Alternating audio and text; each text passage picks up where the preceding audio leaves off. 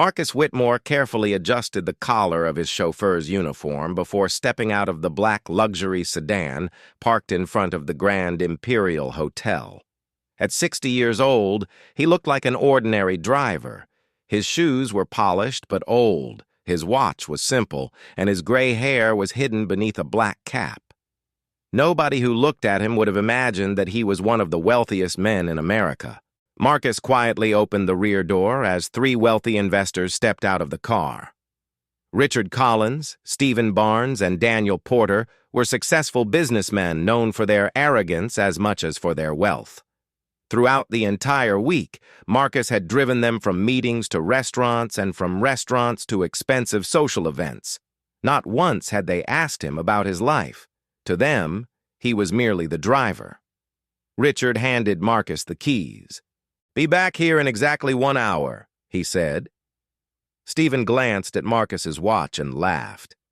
"That thing looks older than you are," Daniel smirked. "I suppose a driver's salary doesn't leave much room for luxury." Marcus simply smiled. "I'll be here, sir."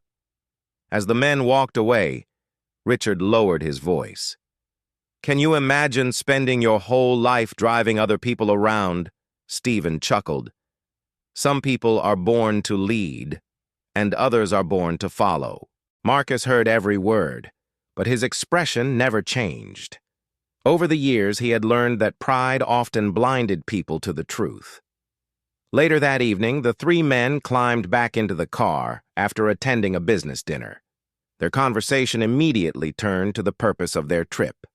They were preparing to meet the mysterious owner of Whitmore Industries, one of the largest manufacturing companies in the world. Nobody had seen the owner in public for years.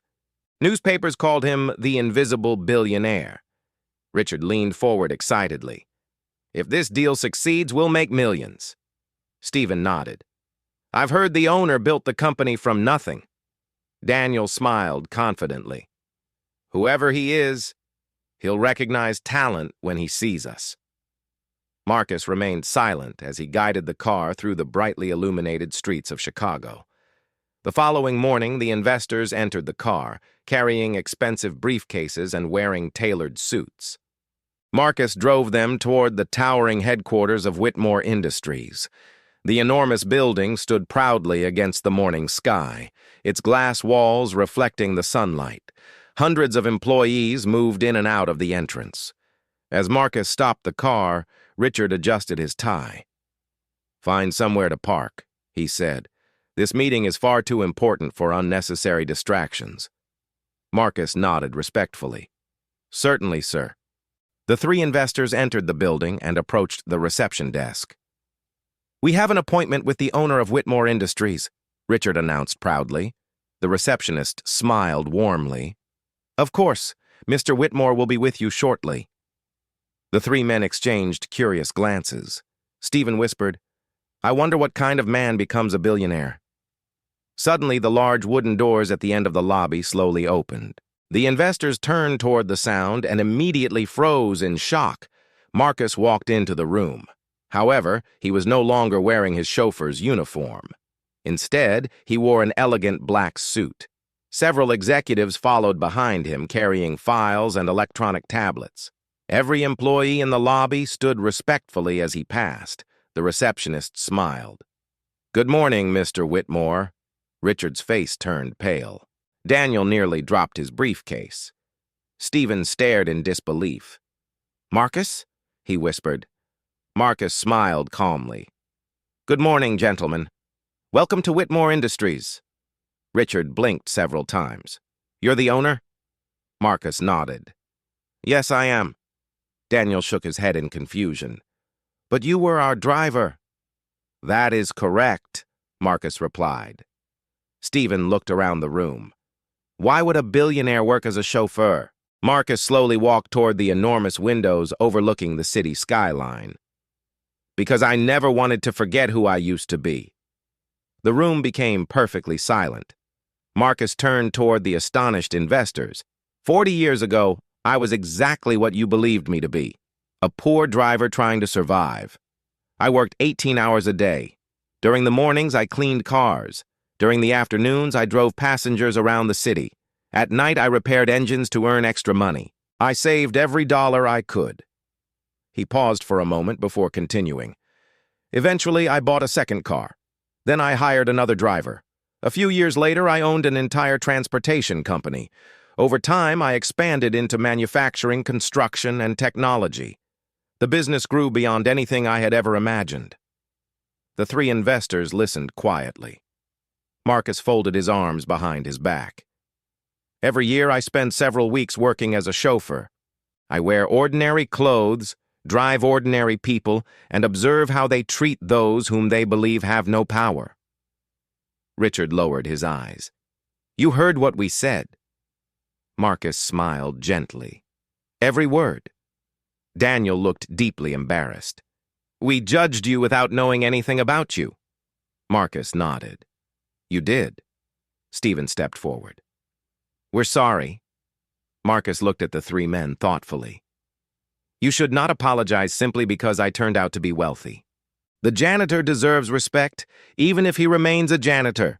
The waiter deserves respect, even if he remains a waiter. Kindness should never depend upon a person's bank account. None of the men spoke. Marcus pressed a button on a nearby remote control, and a large screen lit up behind him. Photographs appeared one after another. In one picture, a young Marcus stood beside an old taxi. In another, he was cleaning engines with grease covering his hands. Another showed him sleeping inside his tiny office because he could not afford an apartment.